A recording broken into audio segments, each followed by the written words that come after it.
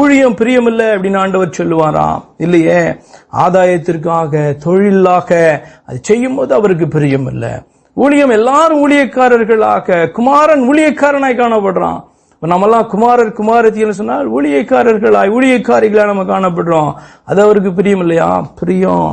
ஊழியம் செய்வது அவருக்கு பிரியம். யோசுவா சொல்றான், நானும் என் வீட்டாருமோ வென்றால் அவரையே சேவிப்போம். we serve the Lord அப்படின்னு சொல்றான். நாங்கள் அவரை சேவிக்கிறவர்களாய் இருப்போம் என்று சொல்லி அவன் சொல்லுகிறானே.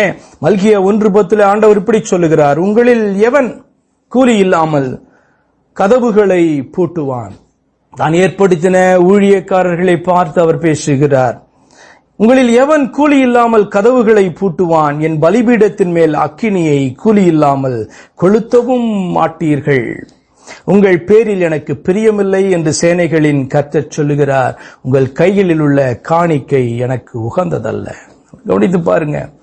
அவரால் ஏற்படுத்தப்பட்ட ஜனம், அதிலே விசேஷமாய் தெரிந்து கொள்ளப்பட்டதான லேவி கோத்திரம், அவர்கள் மட்டும்தான் அந்த காரியத்தை செய்ய முடியும் இல்லையா?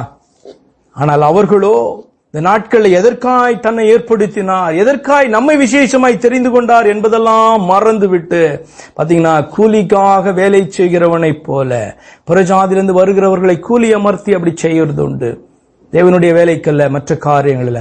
அதை போல தேவனுடைய காரியங்களை கூலிக்காக செய்ய மனிதன் ஆரம்பிக்கும் பொழுது அது ஒரு ஆதாய தொழிலாக அவன் பார்க்க ஆரம்பிக்கிறான் அல்லவா?